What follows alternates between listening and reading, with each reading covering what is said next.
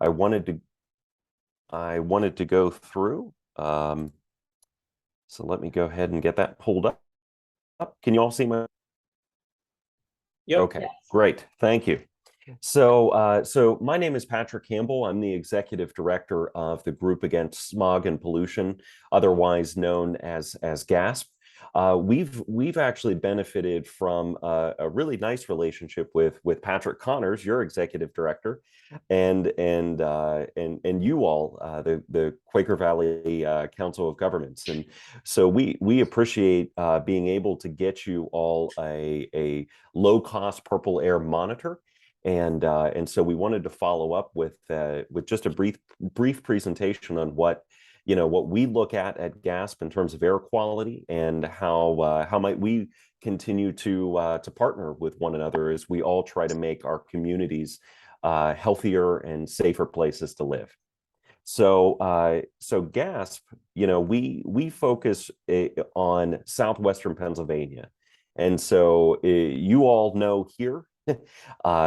Southwestern Pennsylvania, Pittsburgh in particular, has been shaped by heavy industry. And so you can see all these different sources of pollution from these artists' renderings of how our region has developed. So you can see examples in the most extreme of smokestacks, it's starting around 1857, mobile sources of pollution on the rivers. These things are coal-fired power plants, coal-fired diesel engines, those steam engines, those kinds of things. And so industry has really shaped our region, mostly with this discovery of coal, of a coal seam along the Monongahela River back in 1762. And ever since then, that has dramatically shaped our region. So I wanted to show you before the most effective air quality regulations were put into practice here in Allegheny County and certainly across the country, this industry has shaped the air we breathe, and it has even shaped our infrastructure. So this is a picture of the Allegheny County Courthouse. It needed to be cleaned yearly from all of the soot coming from the steel mills and coal-fired power plants.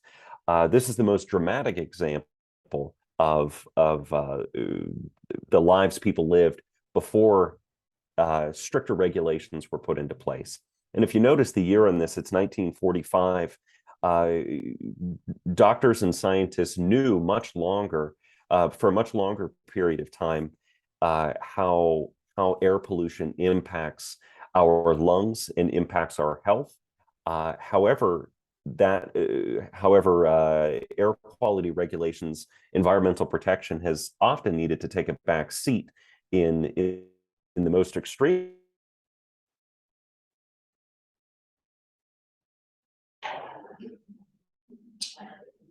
Patrick, I think we lost you there.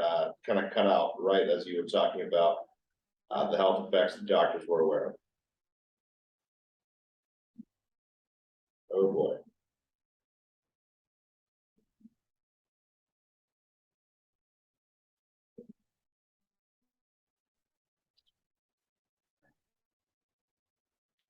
All right, can you all still hear me? Yep, we hear you. Sorry about that. Okay. No worries. Gotta love technology, right? So, well, I'll move on. I'm cognizant of other speakers. I don't want to take too much time on history. So, GASP is one of the oldest environmental nonprofits in the region. We've been around since 1969. We started around people's kitchen tables and in living rooms, because we knew the connection between air pollution and how it impacts people's lives, sometimes making people sick. And so our efforts from the very beginning have been bringing doctors and air quality regulators into the fold, so that we can get better regulation within our region, and therefore protect people from air pollution, creating healthier communities. I'll skip this, but right from the very beginning, this is our unofficial mascot. There's some nice, smooth 1970s jazz flute music in the background of this, but but we'll skip on. This is our unofficial mascot of Dirty Gertie, the poor polluted birdie.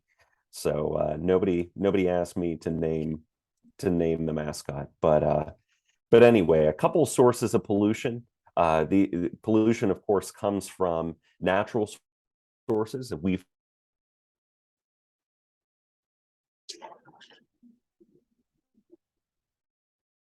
Guess that's strike two.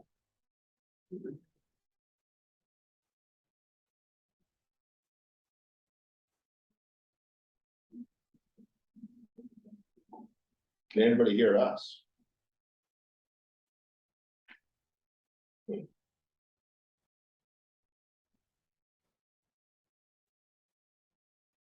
that's a reference to the size of the particle. So particulate matter 2.5 is very, very, very small. This on the screen, you can see this that gray cylinder. That's representing the width of a human hair. So these, particulate matter is so very small. You can see those little pink dots. That's a representation of how little these are. And the problem is they get deep into your body, and will actually, particulate matter 2.5 will actually show up in your bloodstream. And so it can cause a lot of damage in your body.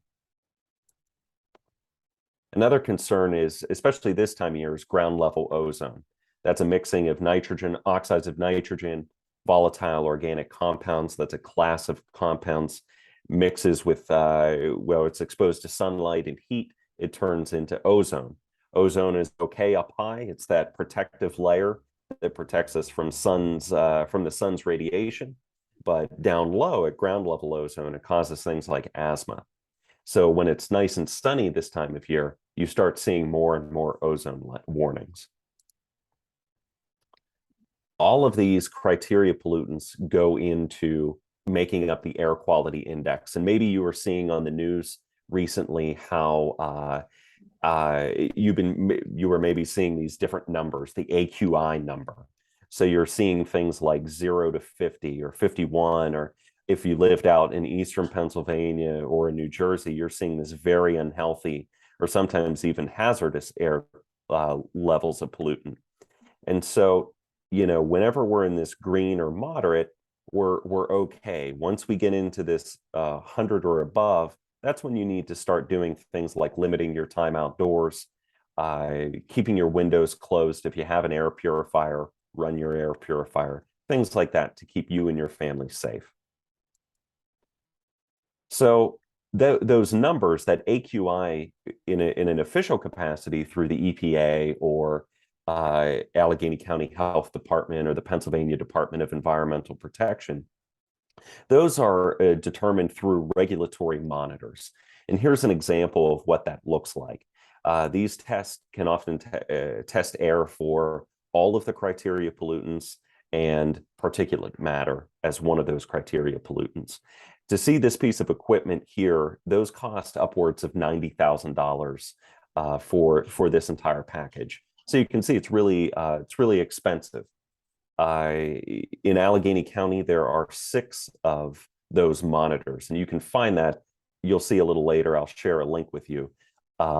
You can check those monitors out and see what the AQI is. However, what you all and this is thanks to a grant from the Department of Environmental Protection here in PA. We were able to gift municipalities these purple air monitors, and so we were able to, thanks to this grant, be able to provide you all with I think 2 of these purple air monitors. These are considered low-cost monitors, so they only cost about $260, $300 a piece. They test only for particulate matter, and so you're able to mount these on anything, anything you don't mind either putting a hole into, or they're so light they're about the size of a baseball if you didn't see one. They can be zip tied. I have one zip tied onto the side of my gutter at my house. So they're easy to use. And these take a reading every 10 minutes. These are not regulatory monitors. No government agency is using these to assess violations. These are purely for educational and helping to protect public health. So you can see each one of these little dots is represented by that monitor, or represents that monitor. And so these purple airs are a global thing. And so you can connect them through the internet as I think the Ben Avon borough already did. And your monitor will be represented by this dot. And so these are readings of particulate matter. And so I took this screenshot this morning, and you can see exactly where wildfires are burning up in Canada. Whoops. And how that smoke is being blown down into the upper areas of the country. And so, but the good news is, thanks to a new weather front, a lot of the wind will be changing, and so over the next day or two, we're going to see a lot nicer air quality for our region. So I wanted to also grab a screenshot of your new Ben Avon borough purple air monitor, and so that's what this was reading as of like a little after 10 o'clock this morning. And so what your residents will be able to do, and if you'd like, you could share out a link to this map, and residents are able to see what other monitors are doing throughout your region here, or in the region as a whole, and can make decisions about, is this a good time to go running? Is this a good time to spend a lot of time outside? If I have asthma, maybe I should close my windows. What kind of steps do I need to take to protect myself and my family? So I wanted to highlight a couple resources, and I'm happy to share this page with Patrick if you would all like to take a look in more depth. Great. Of course, there's more. There's our website. Go there. If there's ever anything about air quality you want to know, I'm a little biased, of course, but that's the spot. We really are the experts in air quality in our region. Another one is we developed this air quality primer for municipal leaders. And in that, I wanted to highlight that we also identified some grant funding that's coming down from the IRA and the Bipartisan Jobs Act and all of those kind of federal monies. And so we highlighted that for municipalities, so you all know what you need to start doing to benefit as much as you can from those dollars. And it looks like there's another presentation coming up when you're going to learn how to do just that. Another thing is, Air Now is a great EPA resource from the government. They also have a fire map, so you can see smoke. And then, of course, ACHD, Allegheny County Health Department, how to make air quality complaints if you see something or smell something going on. Finally, please don't hesitate to reach out to GASP with any of your air quality related or environmental related questions. We're happy to be a resource and continue to work with one another. And so I appreciate you letting me spend a little time with you this evening. And I'm happy to answer any questions now, or feel free to send me an email. Thank you. Thank you very much, Patrick, and thank you for the 2 monitors. As you noted, Ben Avon has theirs up and running, and I'm anticipating Edgeworth putting theirs online in the next week or so. So thank you again for that. We'll definitely keep an eye on other opportunities to work with you guys. Seems like it's a more pertinent time than ever to be aware of the air quality. I must say, Patrick, that it was in the Edgeworth newsletter about the monitor there. And I've had several residents come up to me and say, especially, I think they're more aware because of the Canadian fires that are reaching down here. We look at our air as local when really it is not. You know, the air quality that we do get comes from various and sundry sources. And I have to say, I do have a purple air monitor at my house, thanks to Gail Murray from gas. So I thank you for that, because I do look on it. I'm asthmatic and I do look on it all the time and use it. And I think it would be a great tool for municipalities for their residents. Because it's more specific than listening to the weatherman on the TV. Yeah. Yeah, absolutely. It's hyper local. And any kind of conversations about air quality are good conversations to keep having. So thank you, and thank you all. Thank you so much. It was very, very interesting. Right. Awesome. Thank you. Thanks again, Patrick. All right. I have Thank you. Can I ask a quick question? I don't know if we have time, Patrick. Yeah, sure.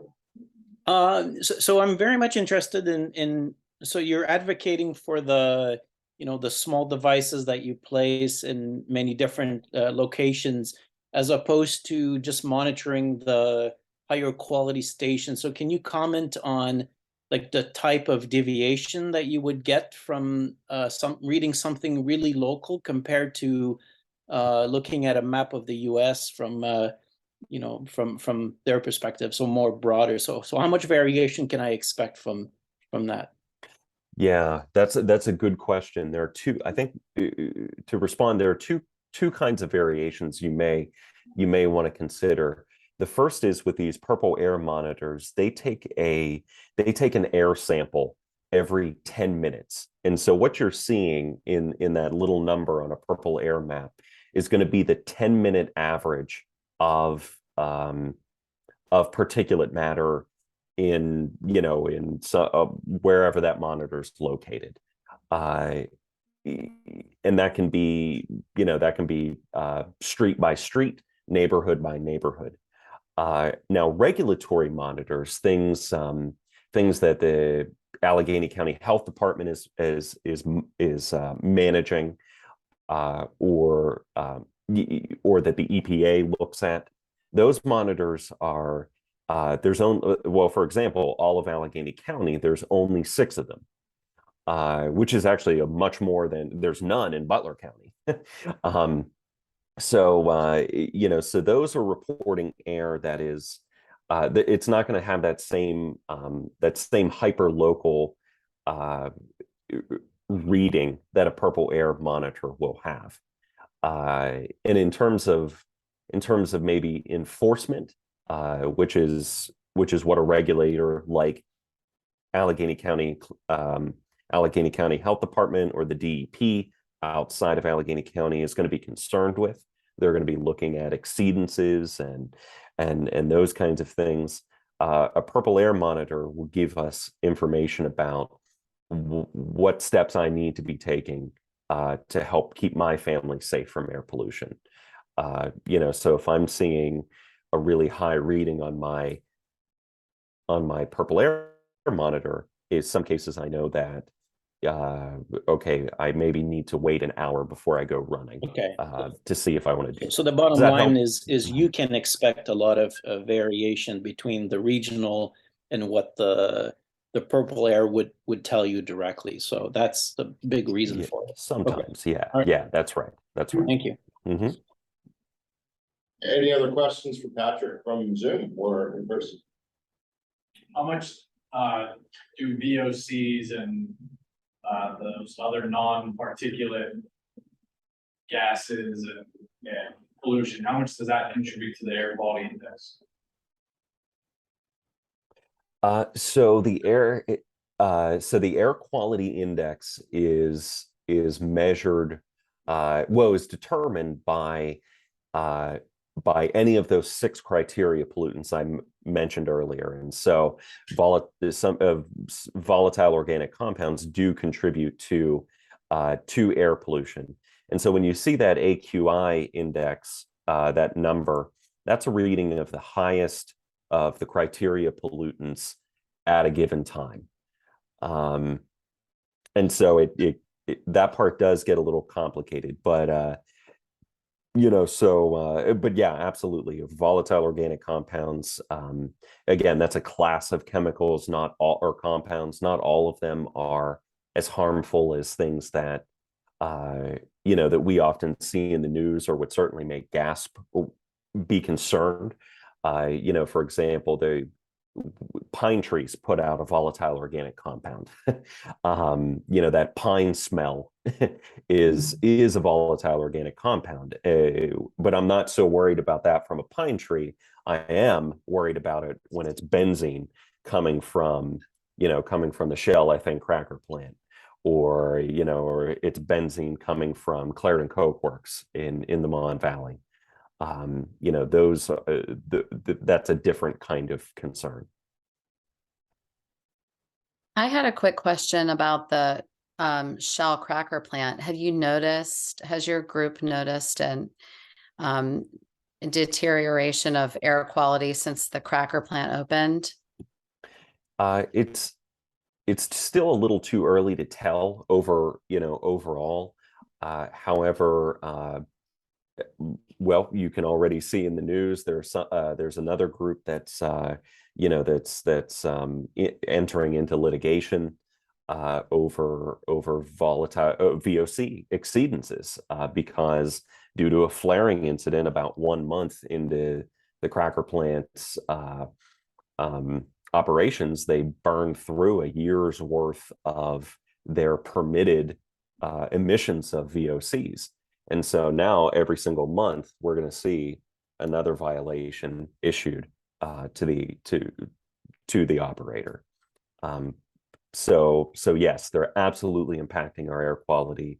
Unfortunately, it does take time to see what the whole picture looks like. Thank you. Thank you. Any other questions? All right. Well, Patrick, thanks again. This was a great presentation, and I'll definitely forward the information you provided to the group. And if any municipalities are interested in maybe having GASP speak to their councils or whatever, we'll definitely make the connection. Yeah, phenomenal. Thank you all. Thank you. Barbara, would you be able to hit the power button on that AC? I think maybe it's getting some feedback here now. Okay, so next up, Ms. Catherine Tully will be having a presentation on electric vehicle charging station opportunities and some federal grants that are available for municipalities. So please take it away. All right, thank you. So let me go ahead and share my screen. Yeah, go ahead.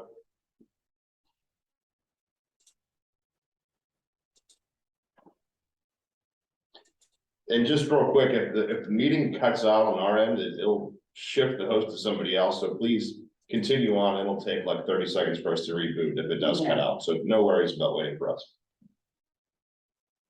Okay.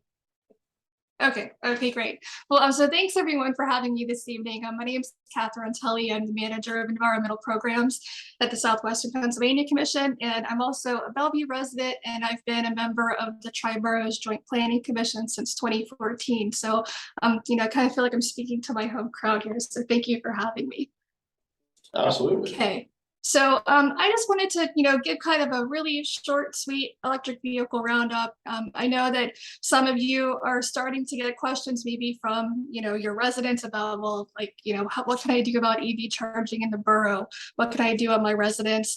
You may be thinking at a larger scale, like what kind of EV installs do we want to do in our borough? Do we want to go in on some sort of a collective, semi-regional plan for charging? So I hope some of this information will be useful for you this evening as you're thinking about these issues. So some of you may or may not be familiar with SPC. So just to give a quick rundown of who we are, we're the Regional Planning Commission for Southwestern PA.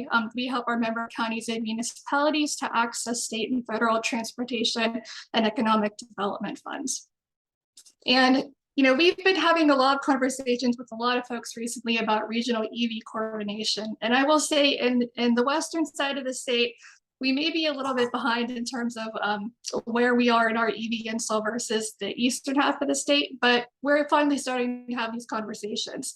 Many of you have probably talked to someone at Duquesne Light or are thinking about it, in relation to Duquesne Light's community charging program. Regionally, the Pennsylvania Environmental Council has been organizing quarterly meetings of what they're calling the Southwestern PA Decarbonization Forum. Every meeting I've attended so far, electric vehicles has been a hot topic. Many of you are a member of or familiar with the Connect organization. I note that they're moving to a new website and they're transitioning away from the University of Pittsburgh. But Connect has been showing great leadership and technical assistance to the member municipalities. In Allegheny County, for example, the Office of Sustainability would be a great resource. They're doing a lot with EV installs, for example, at all of their parks, and would be a resource for you to talk to at the county level. And then some of our other boroughs and cities throughout the region, you know, Bellevue is our brand newest member, I believe, with the 2 brand new EV charging stations in the borough parking lot. Some of our other boroughs are, you know, Oakmont, West Mifflin was an early adopter. And then obviously we always look to the city of Pittsburgh to see what they're doing. Their newest site that they're working on, I believe, is 2nd Avenue. And I can connect you with City of Pittsburgh staff if you're interested in getting more information on what they're doing and what entities they're working with. And in terms of state and federal agencies, I would highly recommend connecting with someone, some of the staff at the DEP Energy Programs Office. SPC can also help you get connected with PennDOT staff in our local district office, which I believe is District 12 for this part of Allegheny County. We can connect you with FHWA staff. And then additionally, I would recommend looking at the resources from the Department of Energy and their Energy Exchange Office. Okay, so some of the background about the electric vehicle funding options are that some of them are based on what are called alternative fuel corridors. And as you can see in our region, it's primarily the interstates. We have some that are considered ready, and then we have some areas that are considered pending. So the good news is that in Allegheny County, our interstates are all considered EV ready. And Pennsylvania's goal, according to the current state EV plan, is to have EV charging stations every 50 miles along key corridors.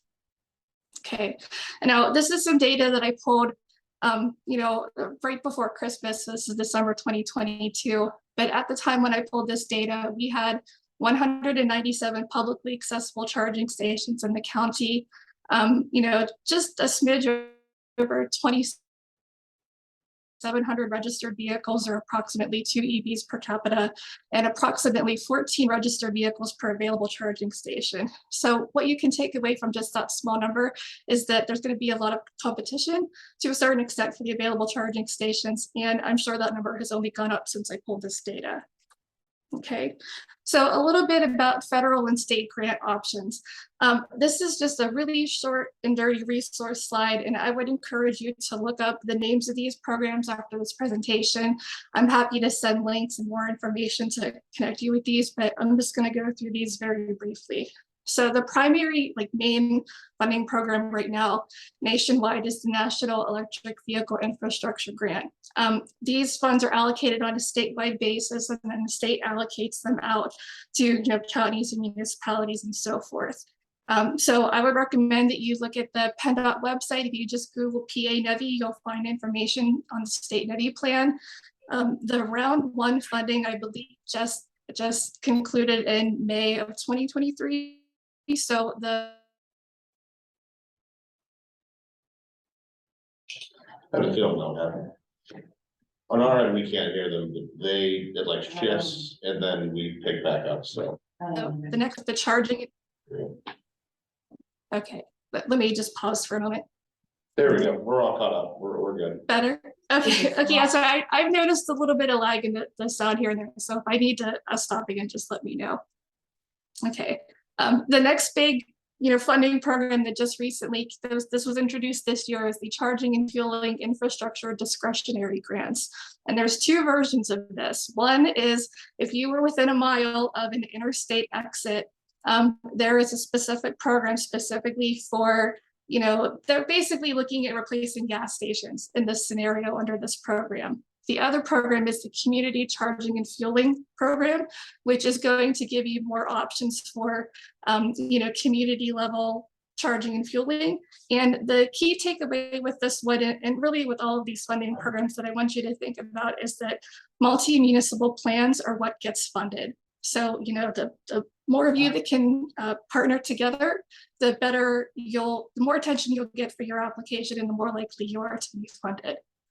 The Department of Energy has the Ride and Drive Electric program. The first round, the due date for this just passed. So it may be too late to get in on this grant program this year, but I would encourage you to follow up with probably both the DEP, like energy office staff. They can connect you with DOE folks if this is something that you're interested in applying for next year. The other program is the EECVG, which I believe that stands for Energy Efficiency Conservation Block Grant. There are some great, absolutely fantastic programming blueprints through the EECVG website that I would encourage communities to take a look at. So blueprints 4A and 4B are going to give you information about preparing to switch to an all-electric fleet for your community services. And then 4B just discusses like community charging and fueling planning. Okay, so there are a variety of federal and state incentives and rebates that I would encourage you to look at on the DOE EERE website. So that's the Energy Efficiency and Renewable Energy Exchange. And I have the link here in the slides. I'll provide that after the presentation. And it's going to provide you with points of contact for your state agency officials. There's a PA Alternative Fuels Incentive Program. I don't know if Cindy Bond is on the call this evening, but I believe they may have gotten funding for that in Bellevue. So I would encourage you to follow up with Bellevue and get more information from them. There's the Driving PA Forward program, which provides a variety of grants and rebates for light duty vehicles, medium duty trucks, electric school buses, and more. The Drive PA Electric Coalition is, a quarterly group of statewide folks who are trying to move us all forward to this, probably it's going to be a fairly painful transition to electric vehicles, but they're an excellent resource. Locally, the Pittsburgh Region Clean Cities organization is doing things like offering hands-on EV training and workforce development. And then lastly, in terms of just local resources, SPC and other planning partners are here to provide any technical assistance that you might need in terms of your EV planning. We can provide, grant technical assistance. We can provide data. We can coordinate with our county commissioners, county planning office, and state and congressional representatives for you. Please excuse the typo there. Okay, and then since this specifically came up in an EV discussion with Bellevue Borough, I wanted to pass on this contact information for one of our staff. Bellevue Borough specifically mentioned that they had issue with co-stars and were frustrated with the somewhat limited EV representation of vendors in the co-stars program. And I apologize, I'm not a procurement person, so I'm not very familiar with co-stars, but our community capacity coordinator, Faith Collins, has a ton of experience with co-stars. And if there's anything that you would need assistance with, she'd be happy to help, and you feel free to reach out to her as a resource. In terms of local planning, one of the things that we've been getting questions about from some of our member municipalities that I would like your boroughs to consider is, think about the community level planning and especially think about zoning. So we have a few references that I can share for Patrick to distribute after the presentation from the American Planning Association. And it talks about things like, electrical vehicle charging stations, like where do you want to site them? If you're, working with your residents on their own residential level EV chargers, there may be things you need to consider, such as, are you going to require that residents install a secondary or a sub panel to their electrical service? And then that gets into, like the zoning and code enforcement considerations. So some of these references here that are shown on this slide will cover those types of questions for you. Okay, so in the interest of respecting your time, as like I said, I wanted to keep this brief and just provide some kind of food for thought items. This is my contact information here on the screen. I'm happy to take any questions from you, by email or phone after tonight's meeting, and or connect you with other resources as appropriate. So thank you. Yeah, Kat, thank you so much for the presentation. I'll be sure to forward out the PowerPoint to the group. There's a lot of good resources there. There was some like glitchiness with the slides, so I don't think everyone saw everything all at the same time. Okay. So I'll make sure everyone gets it, and that way we can definitely start to think about as a group. And they obviously each municipality can do what they wish, but I think as Catherine highlighted, there's going to be some really good opportunities to apply as a group, and that might make our applications a lot more competitive. So if any individual municipalities do have this in mind, you know, make sure you share it with the group, and maybe we can, as a team, figure something out. But you know, it's a brave new world. Obviously, there's a lot of opportunities out there. If you look at a map, I just got an electric car myself, and I use an app called PlugShare. Anytime I drive anywhere, and there's just a big black hole where our region is. There's no charging stations, like hardly any. So Bellevue's cutting edge there. They're one of the first, and hopefully that they can be joined with a few other towns. So, any questions for Catherine? I have a question. I'm interested in, I'm from Glen Osborne, Mayor Glen Osborne. My question is, we're redoing. I'm sorry, it just, okay. Can you hear I'm me now? sorry, I didn't, the audio was glitching. Okay. I'm from Glen Osborne, and we're redoing our zoning code. And my question is, when people. Yeah, Patrick, can you turn off the camera? Maybe the audio will come through better. We can't hear you. Let me try that. Okay, go ahead, Barbara. Sorry. Okay. Again, from Glen Osborne, and we're redoing our zoning code. Is there anything in the county code or in the state code that deals with at-home chargers? That's a good question. I do know that PennDOT has a draft or a mock municipal ordinance posted on their website. So I'm going to make a note and include that in the materials that I send out. I don't know that anybody is requiring it yet, but it's highly recommended from what I've heard. I would also have to cross-check that with the International Building Code Council to see what they're recommending. But most of the resources that I've seen from a variety of sources are saying that it's a best practice to make sure that the home EV charger, which I believe would be like a level 2, is separate from your primary home's electric service. Right, I mean, mine is, but only because I had an electrician that installed Tesla chargers across the country and told me I had to do that, but I do know that some people just plug into, their garage. Yeah. So I'm regular plug. wondering for the future, and since we're looking at municipal code, maybe we need to include this in our municipal code.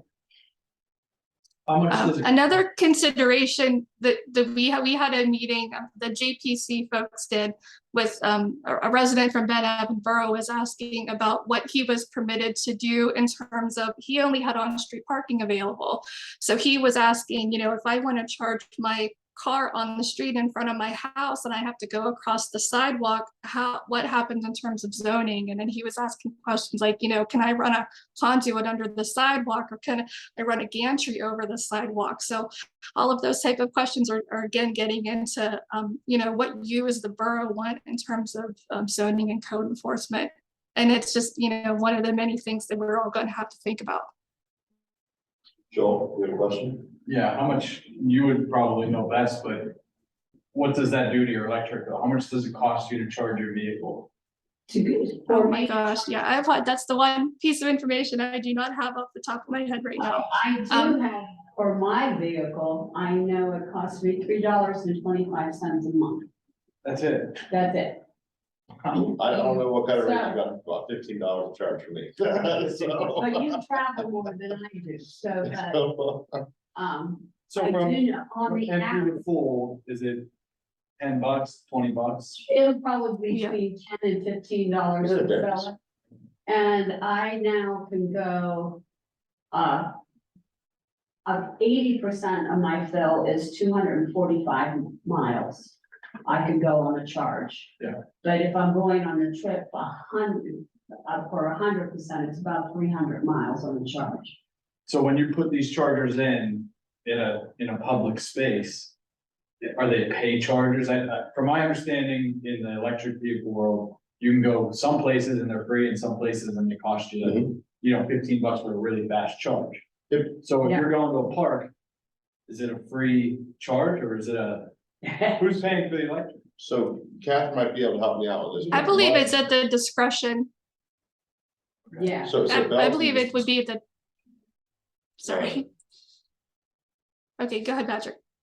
So Bellevue just installed those 2 chargers in their borough parking lot, so from what I understand, they have an arrangement with ChargePoint, I think is who they use. So the user will pay like $1 or $2 whenever they start up, and then they pay whatever the electric rate is from that point on, and then they can charge them a credit card. Some places, like you mentioned, will say, hey, we want people to come in here to our business district.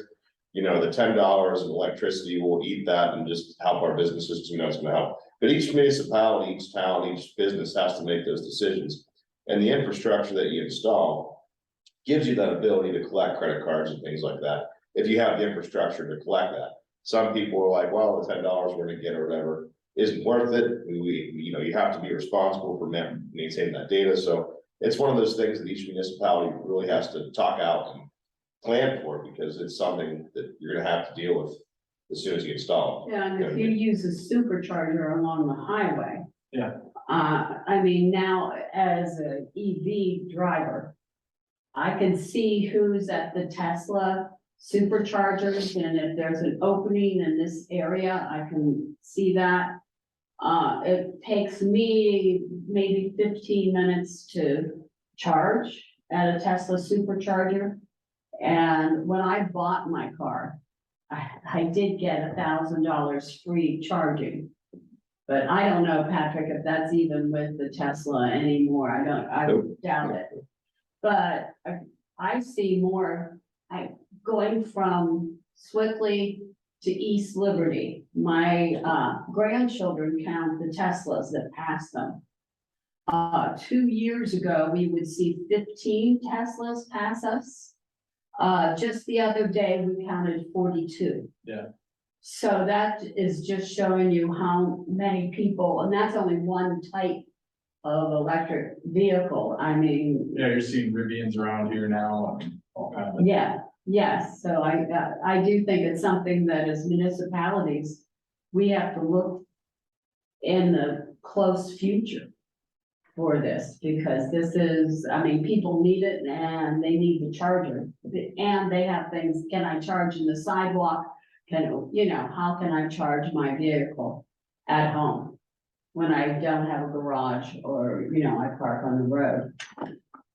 So, I mean, these are issues. So what you're telling me is that the state and federal government are not regulating this at all at this time. It's local municipalities that are I going to do just- regulation. I believe right now at this time, it's going to be up to the discretion of the local municipality. I have heard some chatter at the federal level. They're thinking of setting 300 miles as the minimum charging standard. So, going forward, vehicle manufacturers may have to guarantee a minimum 300 miles per every charge, something to that effect. In terms of like the payment structure locally, for example, Allegheny County is looking at installing EV chargers in all the county parks, and those would likely be offered for free or for a subsidized rate. West Mifflin, I believe, they have one public charger and one municipal charger, and then they have a penalty rate set for if the vehicle takes up more than its allotted time for the day. Like if a vehicle hogs the space for a whole day, then they may pay a fine of a certain amount, like maybe $50 for the day for like overusing that space. So those are some other considerations that we can start to think about. I would say, to have your voice be part of the conversation, that's where getting into discussions with your local representatives, like talking to the state agency folks and giving feedback is where those, like the more municipalities that are providing comments and asking these types of questions, the more we'll get better answers from the state and federal level. Catherine, I have a question for you. I'm Julie Barnes. I'm from Sewickley Borough. We were considering the Duquesne Light program for charging stations, because we have, like Bellevue, we have our business district is a great spot to put EV charging stations. But we had heard that they changed their program from requiring 2 sets of 2 stations to 3. So it would take up 6 parking spots. And then I guess like our council just sort of put the brakes on it once we heard that we had to use 6 parking spots for it.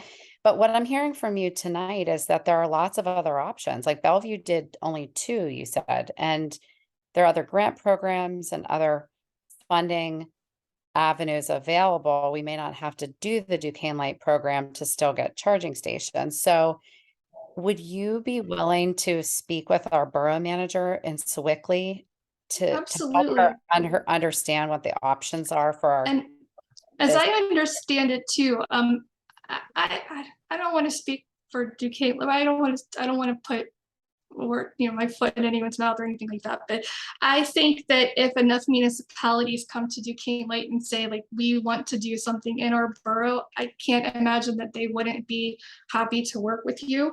I know that the initial part of their program is they will come out and basically do an audit to see what your proposed location is capable of supporting.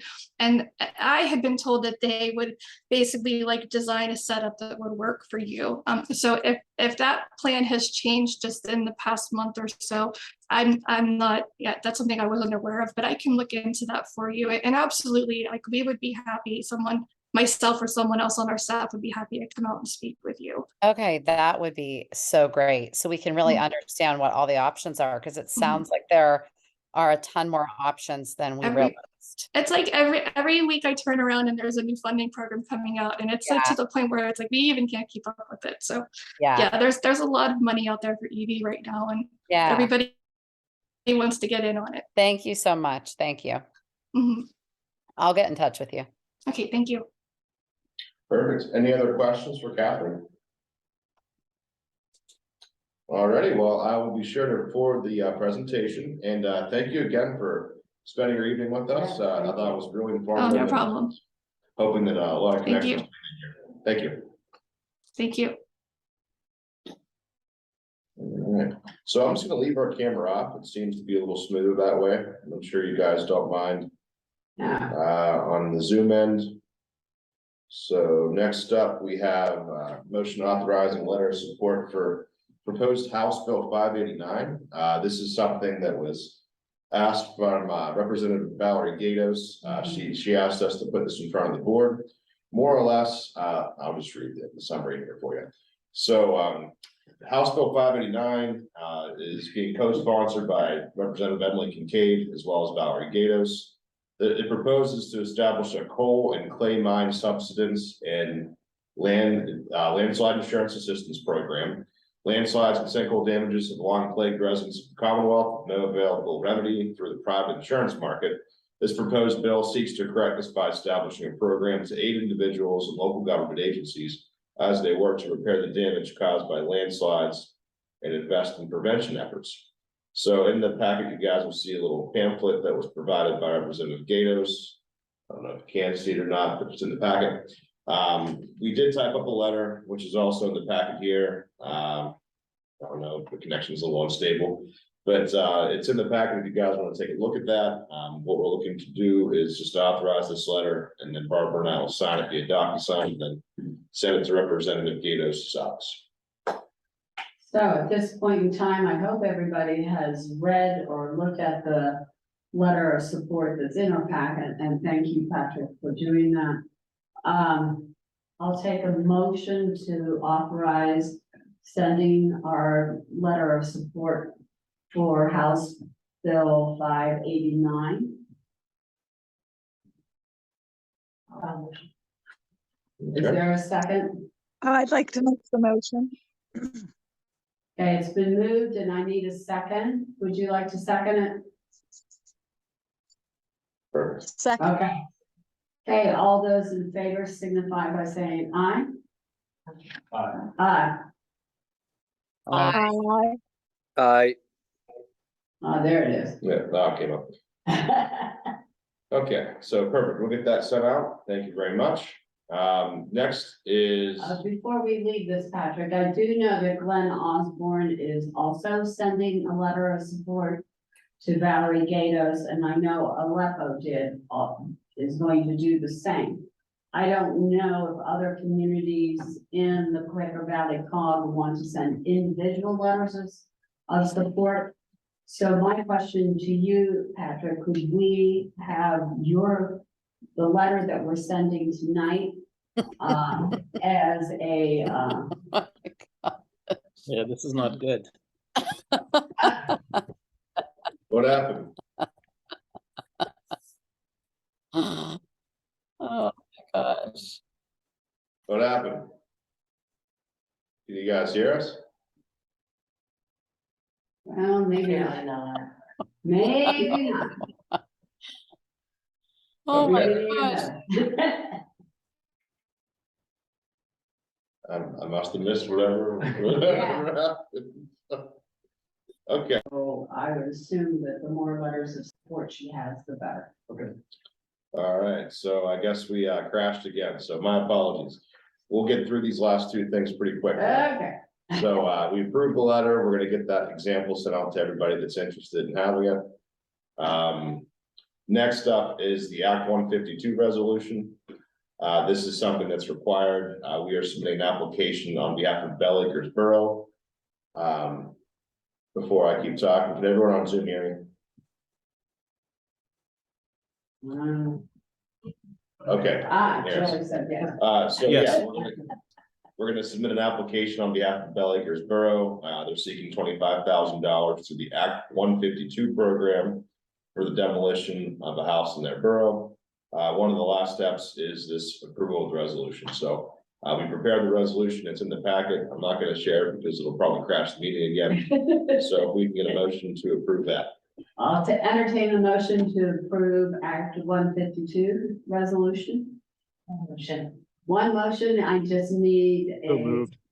okay, and second, all those in favor signify by saying aye.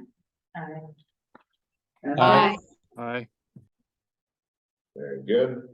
Okay, Patrick, next one, What's it, agenda item E? I believe this is the joint franchise fee. perfect. So, Township Manager Betsy Rengers from Lee Township brought up to the QVCOG a revival of the franchise fee committee, which was last, utilized in 2019. It helped a handful of municipalities, including Lee Township, Bellevue, Glen Osborne, to basically negotiate a price with Cohen Law Yeah, for the Verizon franchise fee agreement, which is currently enacted. So those municipalities, from my understanding, are currently looking to open up the renegotiation once again. And they might be interested in utilizing the QVCOG. So I was just looking for a motion to resurrect that committee. And if anyone's interested in serving on it, we can go ahead and get that conversation started. I'll take a motion. Anybody? Okay, and a second. For the motion. Awesome. And we have a motion in a second. We have the visitors here. It's much easier. All those in favor signify by saying aye. Aye. Okay. Okay, next, Patrick, is the recycling update. Okay, so yeah, I wanted to highlight, we had the recycling center tour last week. We had a handful of attendees, including all three of our local government academy interns. So that was a great experience for them. Turned out that was actually gonna be one of the last tours given at the current site. It's gonna be going under a pretty comprehensive update. New technology, all sorts of new screening and lasers to help the recycling separation process become a little more efficient. So they're gonna be shifting their recycling to a different site. And probably 2 or 3 months from now, the new one will be online in Neville Island. So I'm really looking forward to taking a look at the new site. We were invited, whenever it is open, to be one of the first tours. So I'll make sure to invite everybody. So if you ever were on the tour before, it'll be a brave new world, totally new tour. But there is also a video that they gave us of the current site, again, which won't be the future site. But if anyone's interested in having that for their residents or for their Facebook pages, I can definitely send that out. As far as, you know, you put your recycling out there at the curb, how does it get separated into plastic, glass, and paper? sent all over the world. It's pretty interesting. So be happy to send that out. Also, we crossed the 100-ton threshold with our glass recycling program between the two sites. So we started that program last March, and we crossed the I think we have 105 tons now. We went from like 98 to 105 just a few weeks ago. So I wanted to make sure that everyone was aware of that. In the packet, you'll see the usage rates, how many pulls for each site there are. The Swiftly one definitely has been the most utilized, but Avalon's site's starting to catch up for sure. And also we have that drop-off yard waste program. I have the data again in the packet. I don't want to bring it up because I don't want the meter to crash again. But you'll see that we have a handful of residents over the last 7 or 8 months that it's been available. They've utilized it. It has a breakdown of how many residents per municipality have used it. We haven't been charged for it yet. We did have a price that we came up with Michael Brothers. Because of the low utilization, they haven't charged us for it yet. So I want to make sure that this is something your residents are looking to have a disposal site for leaves and grass, branches, brush, compost, dirt. There is an option out there for them in Reserve Township. Right now, we're not being charged at all. So, Very nice. if it gets to the point where people are starting to use it pretty frequently, then we'll start to discuss that price point with them. But just be aware that your residents and your public works departments, they have an outlet for organic waste. So that was the recycling update. Okay. Any old business anybody would wish to bring up or discuss? Just that I heard from our emergency management coordinator that he's very eager to have the meeting of the minds. I wish everybody else that was in the MC was as eager. So, we're still waiting to hear from the majority of the group as far as a date. There have been a handful that have reached back out to me, letting them know their availability. But it's been a battle trying to get everyone to respond, and I'm glad to hear that he's excited. That's good. Okay. I do think, Patrick, maybe we start with a few and hope we can get the many. Perfect. I'm not sure, I don't know if Amanda's on the meeting tonight, but I just wanted to make the group aware that Hayesville, Glenfield, and Glen Osborne as well have been having railroad safety discussions in recent weeks and months. We did have a convening that a few people were able to attend yesterday.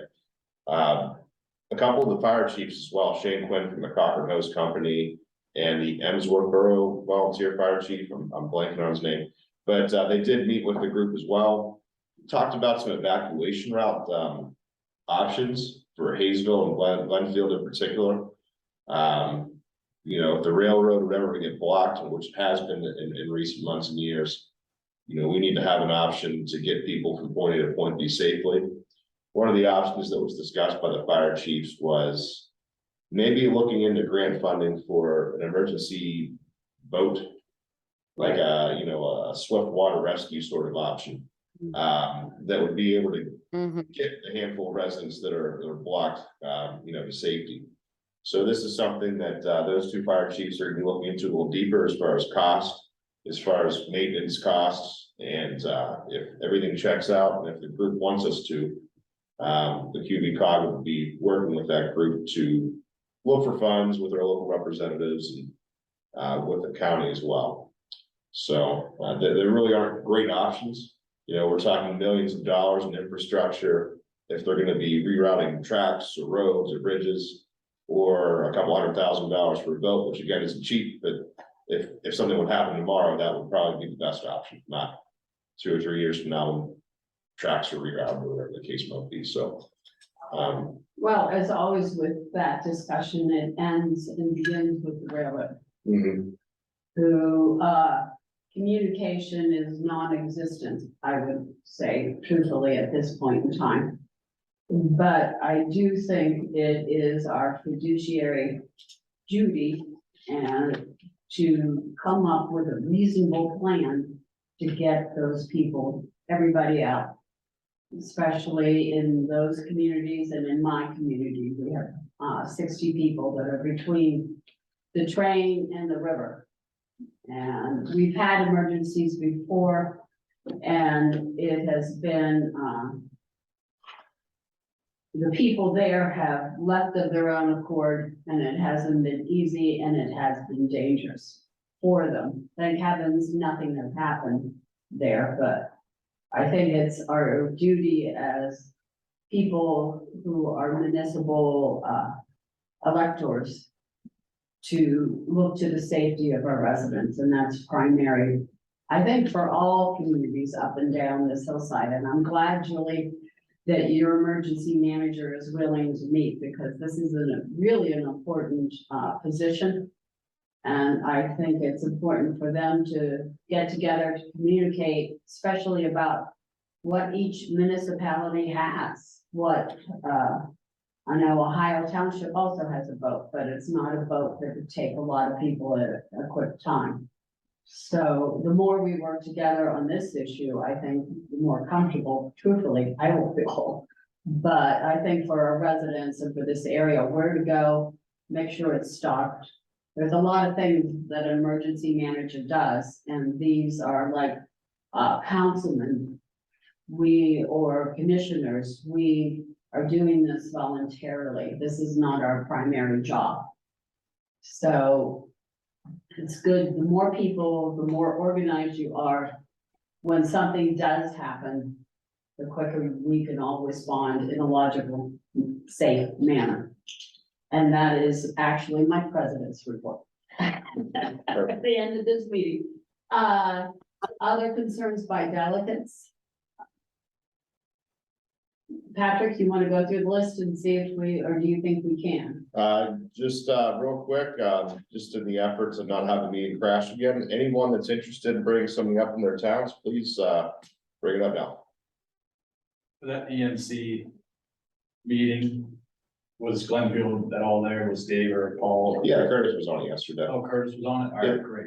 Yeah. Yeah, it was Curtis, Amanda, and I was not okay. attended. So, Unfortunately, we had a council meeting. Yeah, that was part of, our discussion internally is we're all kind of like taking shifts, I guess, being involved. So it's a matter of relaying everything back to Glenfield. So I'm glad he was involved. Yeah, and with that group, just to bring everyone up to speed that might not be familiar with it on the call. Mayor David Orbison is sort of heading up the group. It's not something that the QVCOG is leading, but we're participating in, right?